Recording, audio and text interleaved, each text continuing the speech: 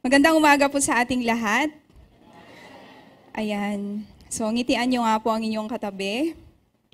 Bigyan nyo siya ng matamis na ngiti. Okay. So, nakakapanibago po.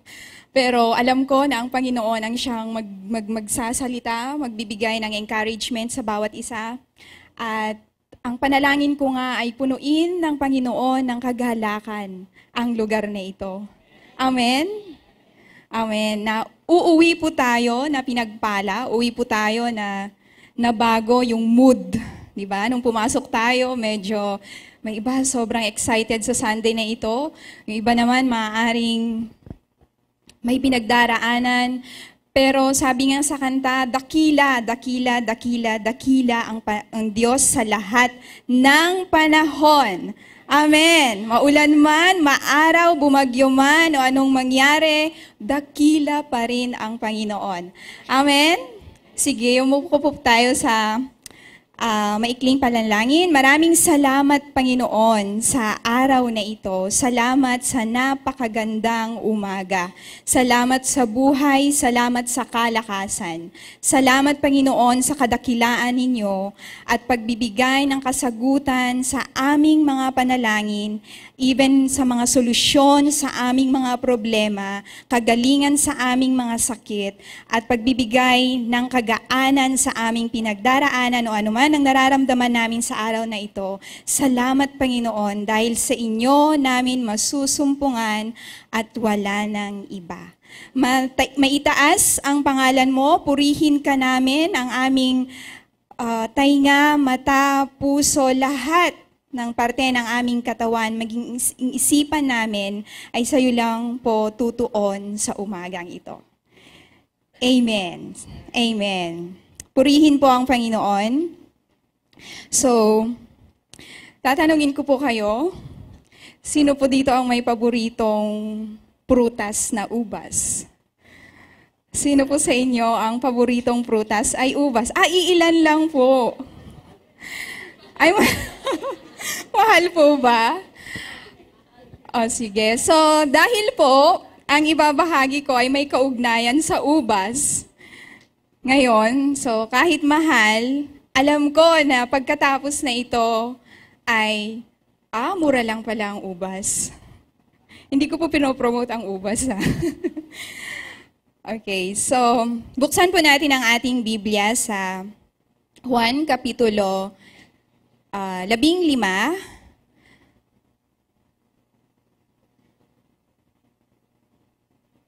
Simulan ko po sa verse 5. Ako ang tunay na puno ng ubas at ang aking ama ang magsasaka.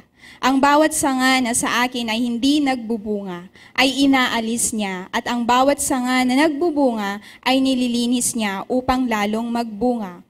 Kayo'y malinis na sa pamamagitan ng salita na sa inyo'y aking sinalita. Kayo'y manatili sa akin at ako'y sa inyo. Gaya ng sanga na di makapagbunga sa kanyang sarili, maliban na kayo'y manatili sa akin. So, ating pong ilarawan. So, hindi naman po, alam na natin ang ubas. Ano pong itsura ng ubas? Okay, po bilog. Okay, meron po akong slide dito. Pwedeng paki-next slide po. Ayan, ayan. So, tignan po natin yung larawan ng ubas. Ano pong masasabi nyo sa ubas? Mahal. Opo, mahal. Bukod po sa mahal, cute. Cute daw. Okay, sa kabila naman po, andito yung larawan ng isang pasas. Okay, ano po yung masasabi nyo sa pasas? Oo, kulubot po. Ano pa? Tuyot. Wala nang pag-asang maging presko. At maitim, di po ba? Okay, ang pamagat po ng aking ibabahagi sa inyo ay maging ubas, huwag pasas. So alam ko po na narinig niya na itong pamagat na ito. Actually, hiniram ko lang po itong pamagat na ito kay Eric Simaliwat, isang paborito kong radio broadcaster, sa nung kanyang inilarawan ang isang ubas. So, dun sa John 15, sabi niya doon, ako ang puno ng ubas. Bakit nga ba ginamit ng Panginoon ang puno ng ubas na paglalarawan sa kanyang sarili na ako yung puno ng ubas? So nakita natin dun sa larawan kanina, ang ubas kasi ay nananariwang tignan. Amen? Kaakit-akit, masarap pitasin kung ito ay hinog na.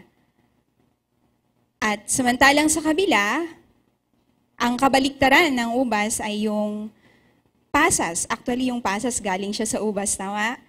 Kaya lang kulubot na siya, tuyot, maitim. Hindi ko po to sinadya. Hindi ko po to sinadya na ano. Gusto ko lang ipakita sa atin na paano tayo maging ubas para maiwasang maging pasas. Paano nga ba? So, una, sabi dun sa John 15, manatili kayo sa akin. Manatili kayo sa akin. So John 15:5, kayo ay manatili sa akin at ako sa inyo, gaya ng sanga na di makapagbunga sa kanyang sarili, maliban na kayo'y manatili sa akin. So hindi tayo makapagbubunga, hindi tayo magkakaroon ng masayang buhay kung tayo ay hihiwalay sa puno ng ubas. Amen? Kahit ano pong pinagdaraanan natin, dadaan man tayo sa adversity ng buhay, mga circumstances man na hindi maganda, hindi nakakatuwa, hindi na maganda ang epekto sa atin, pero pag pinili po nating manatili sa puno ng ubas, sabi ng Panginoon, mananatili ako sa inyo. Amen? At bibigyan ko kayo ng buhay. Bibigyan ko kayo ng kalakasan. Bibigyan ko kayo ng kagalingan. Ibibigay ko ang iyong nais, yung matagal mo nang ninanais sa iyong puso, pwede kong ibigay. Ang tanging hinihingi lang ng Panginoon ay manatili tayo sa Kanya. Amen? Sabi doon sa Romans, walang makapaghihiwalay sa aking pagmamahal sa inyo. Ni kahirapan man, ni problema man, ni kamatayan man, ni kaguluhan, wala ninuman makapaghihiwalay sa inyo sa akin. Ganun po tayo kamahal ng ating Panginoon. Amen? Ganun kadakila. Lord, pumalpak po ako sa buhay ko, hindi ako naging maayos nung kabataan ko. Sa buhay ko, hindi ako naging mabuting ama, hindi ako naging mabuting ina. Pero alam niyo po, sabi niya walang makapaghihiwalay sa inyo, sa pagmamahal ko sa inyo. Ano man yung kapalpakan natin sa buhay, kayang-kaya nating ayusin yan. Manatili ka lang sa akin. Amen. So paano ba tayo mananatili sa Panginoon? Mapapanatili natin ang ating relasyon sa Panginoon kung tayo ay nananalangin. Amen? Sinasamba. Kahit hindi pa linggo, piliin mong sambahin ang Diyos. Nasa trabaho ka man, ano man ang ginagawa mo, nag-aasikaso ka man sa inyong mga anak, nasa labas ka man, nakikipag-usap, pero yung puso mo ay nagpupuri sa Panginoon. Amen? Meron kayong espesyal na ugnayan sa iyong Diyos. Parang kahit nasa jeep ka lang, nagtatangs ka na, nagdadasal ka na in the Spirit. Kahit, ano ba naman tong katabi ko, kanina pa daldal ng daldal, hindi ka naman nagdadaldal nagpe-pray ka. So, nakikipag-ugnayan ka sa Panginoon. Kadalasan kapag ako ay sumasakay sa bus, kung malayo po yung pupuntahan, lagi akong nakakatabi, may dala-dala silang rosary. Tama? Kasi yun yung simbolo ng kanilang pananampalataya. So, tinititigan ko yung rosary. Sabi ko, ilang beses kaya niyang iikutan yan? Ilang beses kaya niyang pagpipray? Tapos bigla akong tinapik ng Espiritu Santo at kung kaya ikaw nanalangin din. Kasi inuubos niya yung beads, tama, ng rosary. Ganon siya makipag-ugnayan Yun yung paraan niyang makipag-ugnayan sa Diyos niya. Ako naman, tinitignan ko, nakailan na kaya siya? Kaya lang, doon ko na pwede kang makipag-ugnayan, makipag-usap sa Panginoon sa anumang paraan. Amen? Depende kung ano yung lengguwahe mo, kung ano yung love language mo, or lengguwahe kung paano mo ipakita ang iyong pagmamahal sa ating Diyos. Amen? Kung ikaw ay nagkikipaglaro sa iyong apo, kantahan mo siya. O di kaya magdeklara ka ng word of God, ng salita ng Diyos sa kanya habang natutulog siya. Ikaw ay pagpapalain ng Panginoon. Ikaw ay magiging mabuting bata, magiging matagumpay na binata, na dalaga habang natutulog siya. Amen? So, kaya nating gawin sa lahat, anuman ang paraan, kaya nating gawin. Amen po ba? Okay. So, ito'y isang instruction.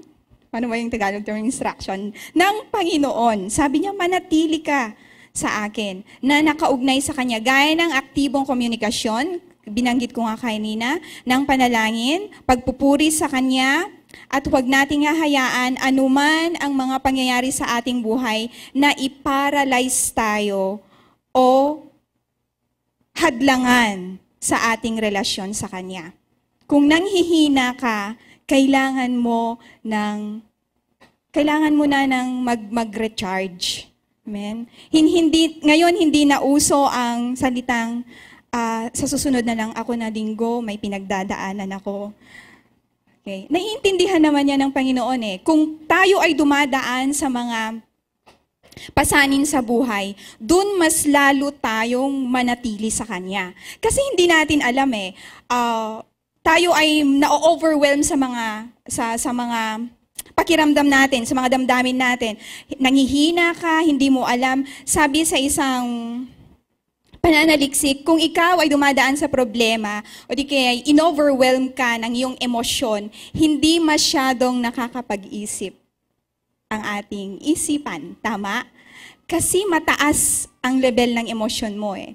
So kapag ganon, nadismayado ka, hindi mo alam ang gagawin, mas lalo tayong dumikit at mas lalo tayong lumapit sa Panginoon. Kasi kung lalapit pa tayo sa ating kaibigan o kung saang outlet or kung saang anuman ang naisip nating paraan ng tao, maaaring hindi ito wais na desisyon. Amen? So kung may pinagdadaanan tayo, mas lalong manatili sa Panginoon. Huwag kang lalayo dahil may kapahamakan sa labas ng Kanyang presensya. Amen? Huwag mong sabihing magpapahinga muna ako. Huwag. Maalala niyo po si David. Ito iso sa aking natutunan. Si David, nung siya ay makikipagdigma, hindi siya nagpunta. Inutusan niya ang kanyang pinakamagaling na sundalo at sila yung nakipagdigma dahil siya'y magpapahinga. Doon sa oras ng kanyang pagpapahinga, doon siya nahulog dahil doon niya nakita si Bathsheba. So may kapahamakan kapag sinabi mong magpapahinga lang ako. Amen? Naintindihan niyo po ba ako? Amen. So there's a danger. Mag-isip-isip tayo pag sinabi, ay hindi muna ako magsisimba sa araw na ito. Magpapahinga lang ako, may pinagdadaanan kasi ako. Ang kaaway ay 24 oras na kumikilos para tayo ay ilayo sa presensya ng Panginoon. So, manatili tayong nakaugnay sa Panginoon dahil kapag ikaw ay nakaugnay, ang buhay natin ay magiging mabunga at nananariwa. Sino po yung gustong ganon? Nagiging mabunga at nananariwa. Amen. Sa gitna ng kagipitan, sa gitna ng kahirapan, may kabaitan na nabunga sa iyo. Ang pagkatapos ng pinagdaanan mong kahirapan, napansin mo na, bakit ang bait ko na ngayon? Bakit mapagpasensya na ako ngayon? yun yung bunga. Yun yung bunga na hindi ka bumitaw sa Panginoon. Amen? At kapag may titingin sa'yo, bakit ang saya-saya mo, may pinagdadaanan ka na? Kasi nakikita nila yung kasariwaan sa'yo. Amen? So mabunga ang ating buhay at nananariwa. Pero kung tayo ay lumayo, magiging malungkutin tayo, magiging problemado pa, palaging pagod at hindi nagiging maganda ang pakikitungo natin sa kapamilya, katrabaho, at binibigyan din natin ang kaaway na makapasok at pakialaman niya tayo. Pakialaman niya ang relasyon natin sa ating pamilya at ilalayo niya. At ang mangyayari sa atin, magiging parang pasas tayo. Manunuyo, magiging kulubot, maitim, at hindi kaaya-ayang lapitan. So, yun po ang magiging mangyayari kapag tayo lumayo sa Panginoon. So, ngayon, lalayo po ba kayo sa Panginoon? Hindi na. Amen? Ikalawa, ugaliing magpatawad sa lahat ng oras. Ahaha. Usapang puso po ito. So, sa ating mga Pinoy, kadalasan ay na-offend po tayo. Amen? May napapakitahan tayo, o di kaya'y may nakagalit tayo, at umaabot talaga ng taon. Sino pong naranasan? Honestly lang, yung totoo, sinong nakaranas sa atin? Yes, before. Nung hindi pa tayo binago ng Lord, umabot talaga ng taon ang ating galit sa kapitbahay, pero ang pinagmulan lang naman nun ay hindi siya nagsole ng pinggan na hiniram niya. Yun lang yung pinag-ugatan, pero yung galit nila sa isa't isa ay umabot ng taon. Pero nung binago tayo ng Lord, amen? Nung binago tayo ng Panginoon, nagkaroon na tayo ng mapagpatawad na puso. Pero, hindi pa rin maiwasang meron tayong kagalit. Totoo po ba? Dahil hindi pa tayo tapos, binabago pa tayo ng Panginoon. Kaya lang, ang sabi dito sa salita ng Panginoon, huwag ninyong panatilihin ang galit sa iyong puso. Bakit kaya? Ang sakit-sakit ng ginawa niya eh. Nasaktan ako eh. Hindi ko mapapatawad yung ginawa niya.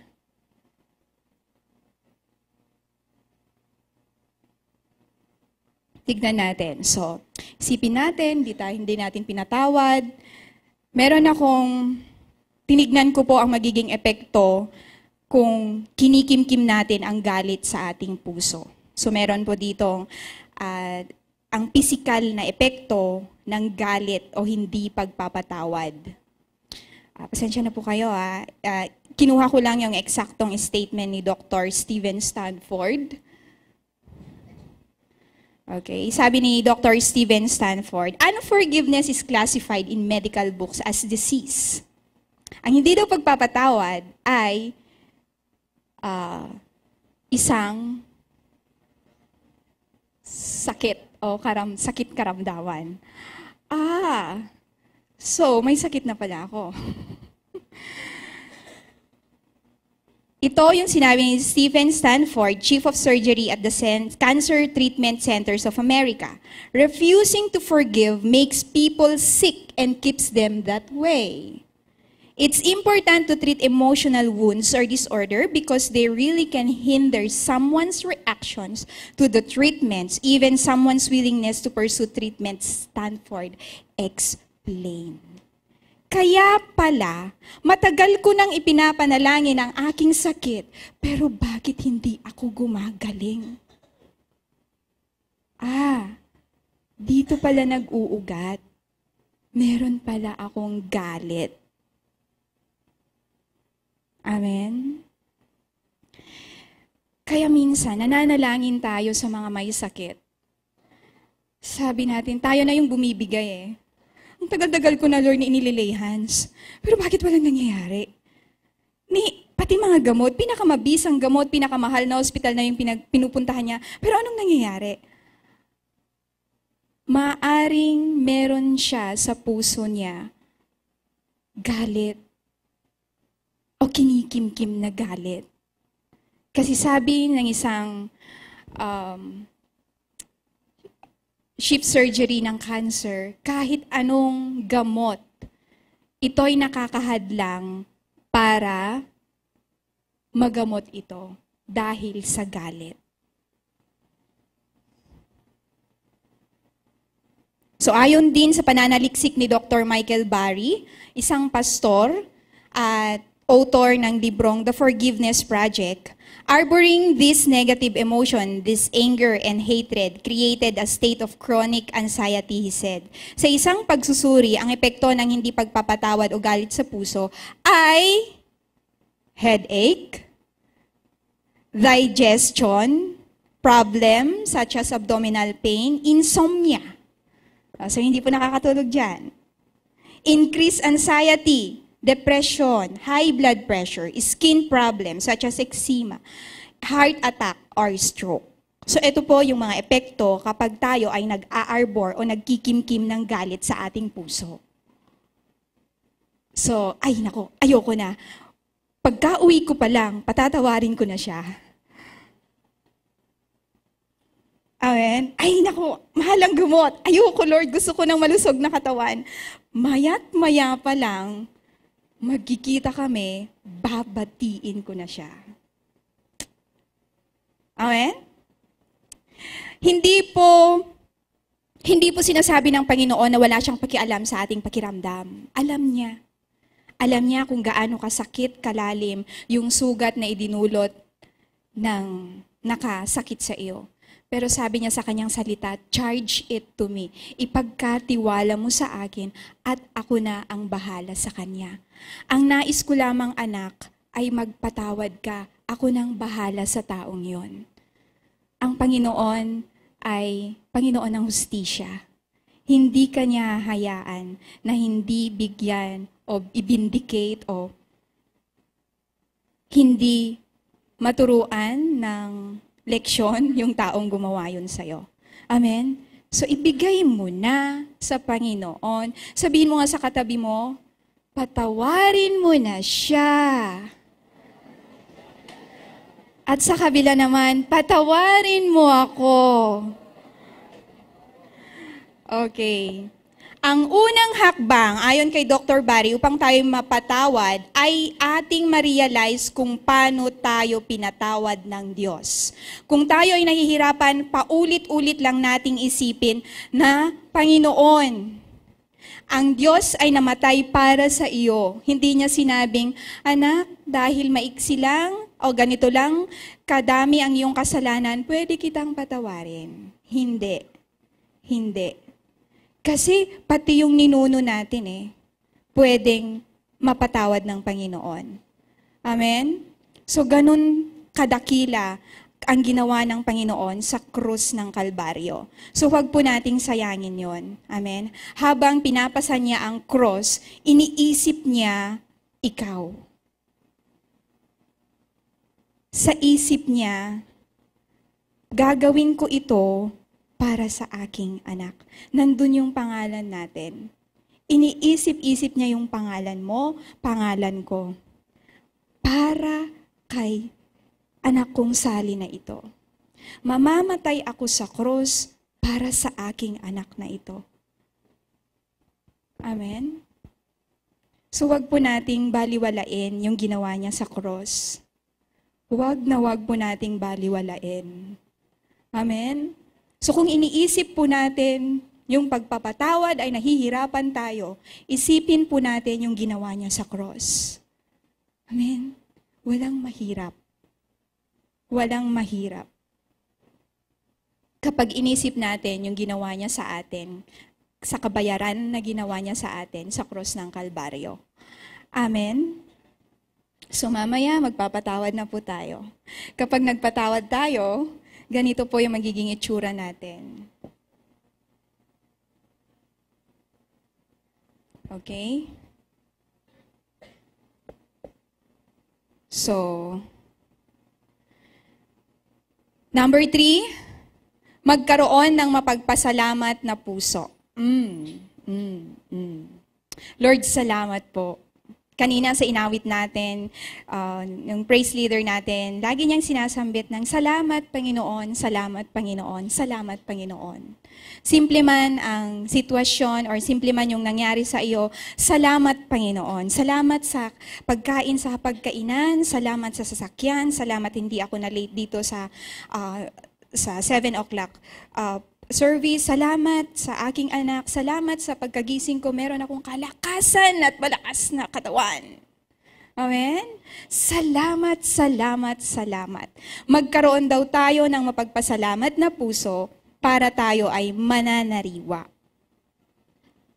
So, ang mapagpasalamat na puso, sabi doon sa Filipos 4, verse 4, mga galak kayo lagi sa Panginoon. Muli kong sabihin, mga galak kayo.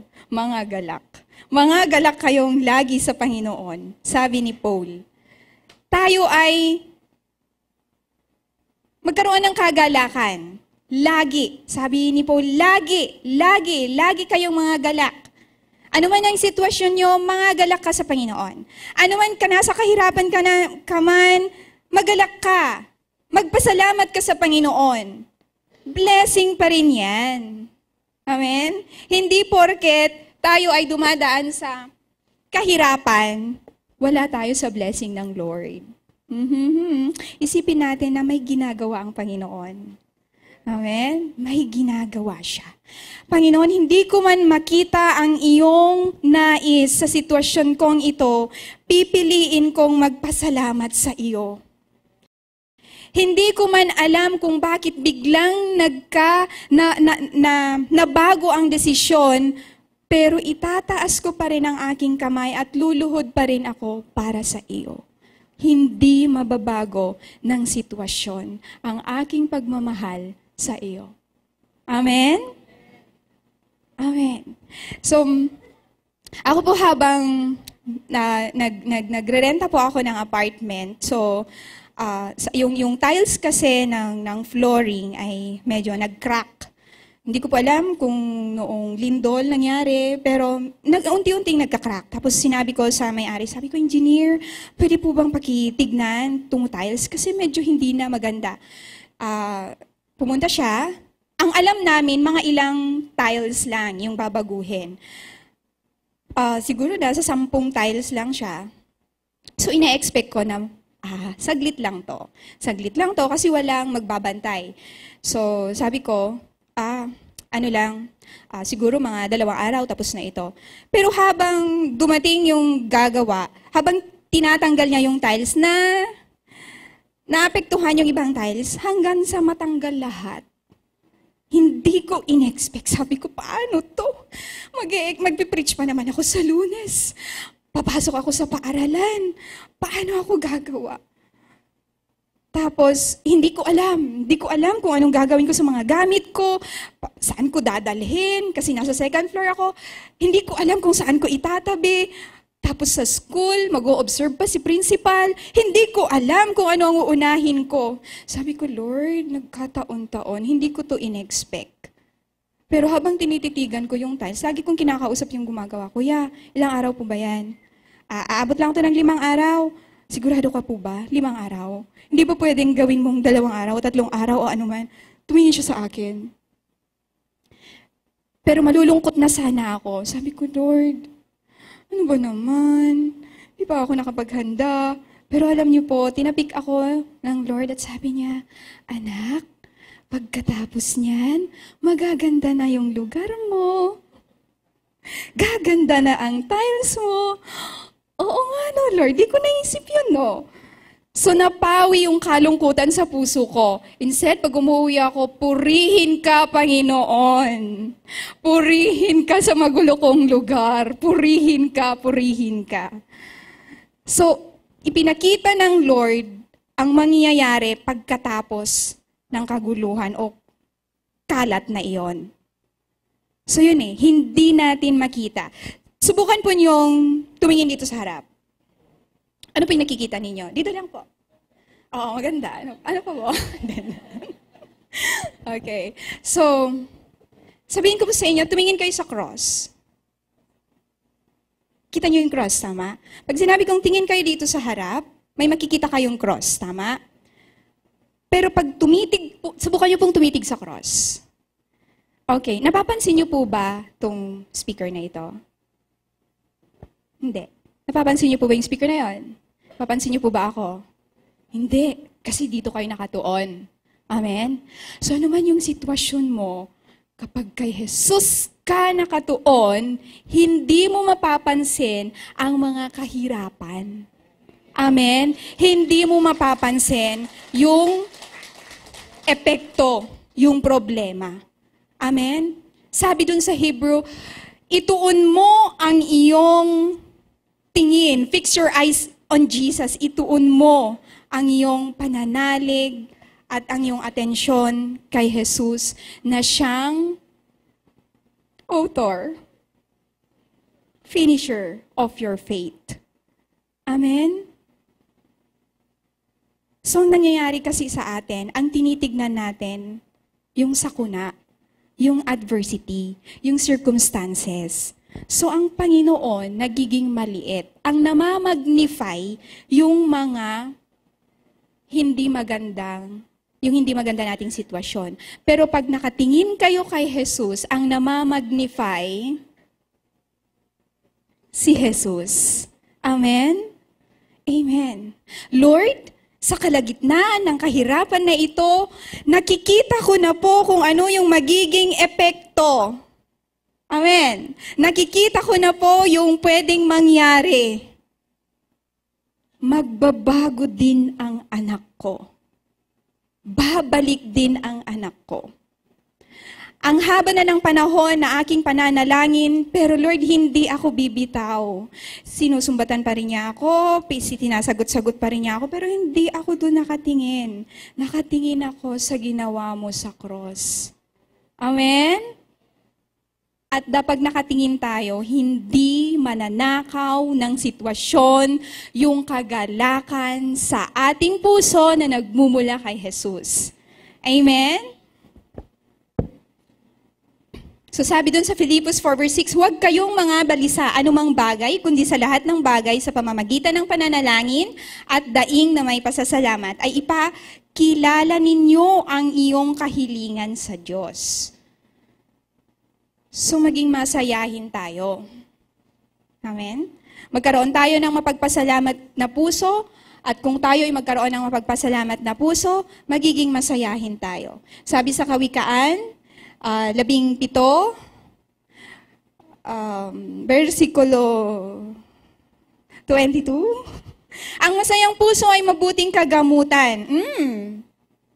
Mabuting kagamutan. Ngunit ang bagbag na diwa ay tumutuyo ng buto. So parang pasas. So, nagbibigay kagamutan yung nagagalak na puso. Amen?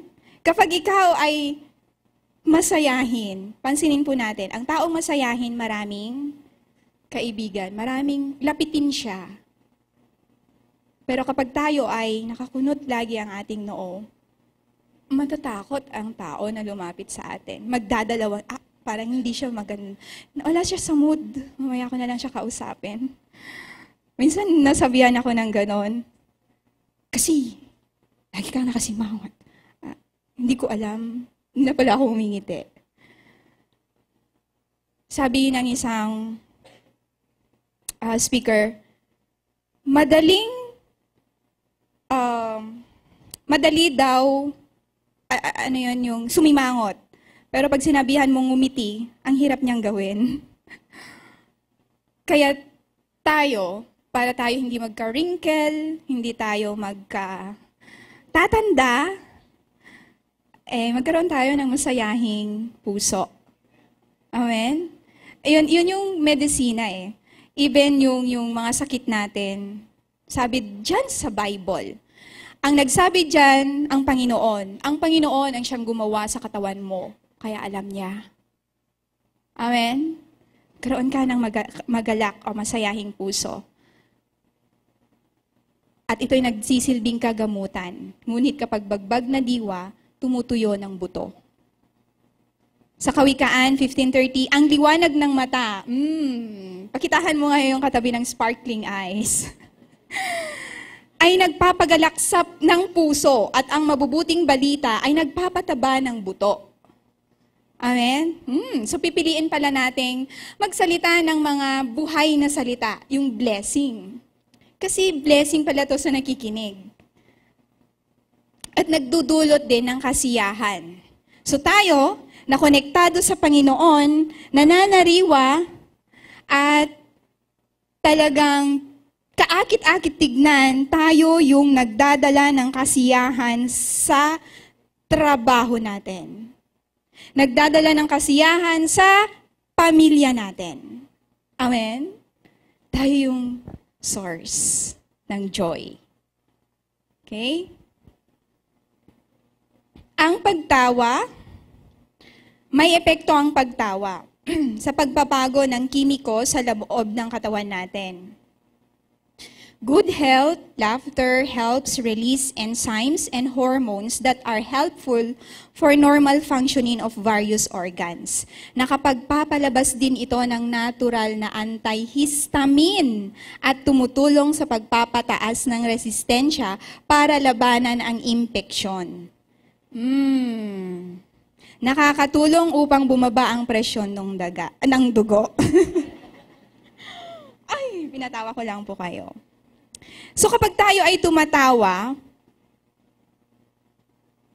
lumalabas yung natural na antihistamine natin na nakapagpapalakas ng resistensya ng ating katawan. So, pag ikaw ay natatawa, huwag mo nang pigilan. Pero tignan mo na maganda o katawa-tawa yung pinagtatawanan mo. Dahil may hindi magandang pagtawa. Kung nakaka-insulto na yung tawa mo, abay, hindi ka nakaakit-akit. Amen? So, kung ikaw ay huwag pigilan, tumawa ka. Nakakatuwa po ang mga seniors kapag sila'y tumawa. Talagang tawa to the max. Ha, ha, ha! Talagang tawa to the max. Minsan po Minsan mo nakasama ako sa group of seniors. Talagang tumawa sila, may papalo pang ganun. Kung hindi nila maipalo, talagang tatawa pa sila at papalo pa sila ng ganun. So, kulang pa po ba? So, yung pagtawa ay huwag nating pigilan. Dahil ito ay nakapagbibigay ng kagamutan sa atin. Amen? Ibigay mo yan, huwag mong pigilan. Pag nakakatawa naman, you just laugh. Laugh out loud. Amen? Sabi nila, ang ingay-ingay naman ng mga yan. Mamaya-maya, nandyan na siya. Dahil ang masayang grupo ay nakakaakit at yung pagtawa ay nakaka-impluwensya para tumawa. So, tignan mo, si nanay, natatawa na ako kasi nakikita ko si nanay. Yung influence, alam niyo yung power ng laugh? Hindi mo alam yung pinagtatawanan pero nakatawa ka na rin na tumitingin. Tumitingin sa grupo ng tumatawa-tawa pero hindi mo alam yung pinagtatawanan nila. Pero dahil sa reaction ng mga mukha, natatawa ka na rin. Amen? So nakakapagbigay ng influence, okay, na tumawa. So, may isang leader dito, habang nasa youth conference kami, isa sa devotion niya, sabi niya, alam niyo ba, kapag tayo ay nagagalak at mayroon tayong katuwaan, na-attract natin ang Holy Spirit. Na-attract natin. Tumingin ako sa kanya, ulitin mo nga yung sinabi mo. Ulitin mo yung sinabi mo.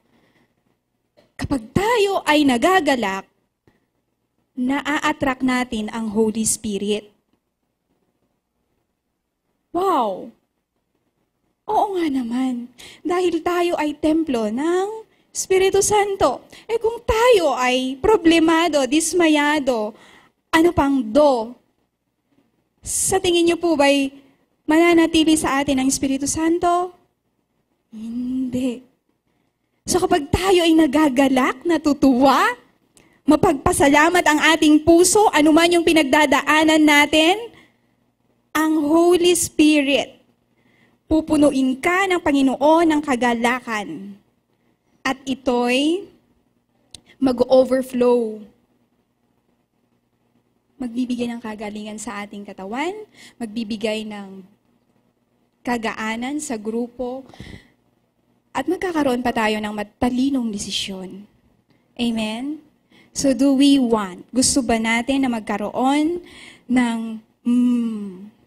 nagagalak na puso, mapagpasalamat na puso? So sanayin natin ang sarili natin. Kahit pag-uwi mo pa lang, wala pang nakasaing. Panginoon, salamat!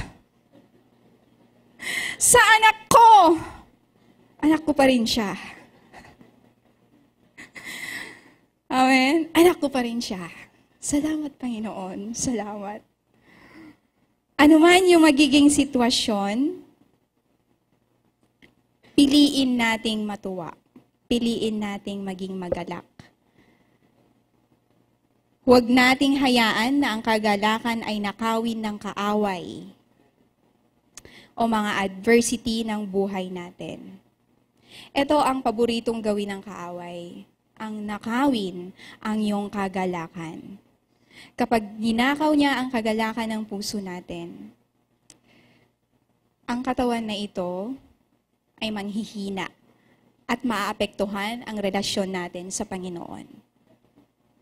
Kaya wag nating hayaan na nakawin ng kaaway ang ating kagalakan. Hindi dapat nakabase ang ating kagalakan sa ating trabaho, hindi dapat nakabase ang ating kagalakan sa ating pamilya, hindi dapat nakabase ang iyong kagalakan at ang aking kagalakan sa tao, hindi dapat nakabase ang iyong kagalakan sa pera, sa posesyon, sa kayamanan, dahil ito ay mawawala. Dapat ang iyong kagalakan ay masusumpungan lang kay Jesus. My joy is found in Jesus. Amen?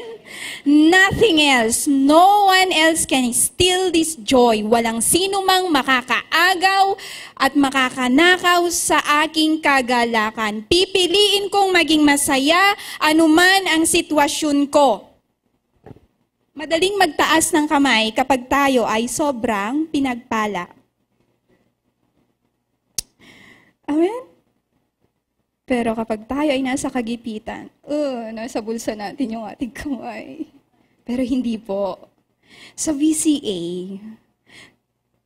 nasa kagipitan ka man o nasa karangyaan, nakataas lagi ang iyong kamay. Amen? I choose. Pipiliin kong magpuri sa iyo, Panginoon. Pipiliin kong magpuri sa iyo, Panginoon. Dahil ang reward, may reward. Nakakatanggal ito ng stress, pagkabalisa, kalungkutan, galit at inis. Nakakabawas din ito ng hapdi at kirot dahil nakakatulong sa paglabas ng endorphins sa katawan.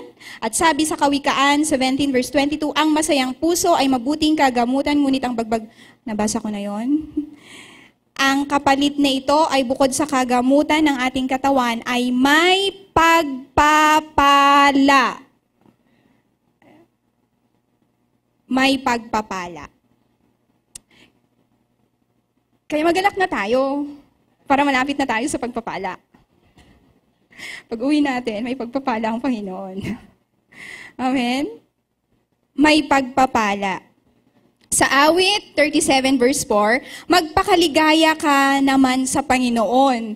Natatawa ako dito nung binabasa ko dito. Natatawa ako. Sabi ko, magpakaligaya ka naman sa Panginoon. Sinabi ni David, magpakaligaya ka naman sa Panginoon. At bibigyan ka niya ng nasa iyong puso. So syempre ang gusto natin ay mahabang buhay. Kaya may picture dyan si Pastor Ricky Long life. May reward. May regalo. Amen? May cake pag nag-birthday. So may pagpapala. So kapag tayo ay nag-focus, huwag tayong mag-focus sa mga nangyayari o di kay difficulties o di kay hindi magandang dulot ng sitwasyon, tumingin tayo sa kung ano ang mangyayari pagkatapos ng ulan, pagkatapos ng bagyo, pagkatapos ng sakuna, pagkatapos ng ating pagdaraanan. Ano yung meron doon? Napipicture nyo na ba? Kapag nabivisualize daw natin at napipicture natin, nagkakatotoo. Hindi to pero totoo. Visualizing what will happen. Magkakatotoo yun. Kasi kaya mong i-imagine pagkatapos ng sakunang ito, pagkatapos ng 10 taon kong pagdarasal sa aking asawa, alam ko katabi ko na siya, isang araw katabi ko na siya sa aking tabi. Amen? Pagkatapos ng kagipitan na ito, alam ko, may pagpapala. Hindi man ito material na bagay, pero may pagpapala na darating. May reward. Magtiwala ka at magalak sa Panginoon dahil may pagpapala. Hindi kailanman hahayaan ng Panginoon na mawalang halaga. Love ka niya Kung ano yung nais mo, ibibigay niya yon. Ibibigay niya. Kaya wag kang mapagod manalangin, wag kang mapagod magtiwala, wag kang mapagod sa Panginoon. Sa iyong paglakad sa Panginoon, may pagpapala. Amen? At the end. Ang sabi ni Jesus, ako ang puno ng ubas, kayo ang mga sanga. Ang nananatili sa akin at ako sa kanya, ang siyang namumunga ng sagana. Sabi sa John 15, kung mananatili kang nakaugnay sa puno ng ubas, si Lord yung puno ng ubas, at pananatilihin mo ang mga kaisipan at panuntunan niya sa buhay natin. Namumunga ka o tayo ng sagana at ang bunga, ubas, banat, sariwa, kaakit-akit, at masarap pitasin. Tumatanda man ang ating pisikal na kaanyuan, ngunit ang ating espiritu ay nananariwa pa rin. Amen. So gusto ba natin noon? Siyempre, nananariwa. Kaya kapag may nangumusta sa iyo, kumusta ka? Ang tagal na natin hindi nagkikita. Ang kasabihin natin, eto, nananariwa pa rin. Eto, mas mabuti sa dati. Amen? Eto nga kasi kadadala pa namin sa ospital yung yung anak ko ganit. Nananariwa pa rin. Amen?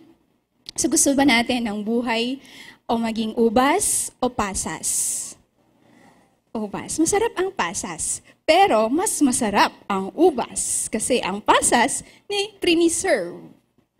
Pero ang ubas, presko at talagang masarap. Amen?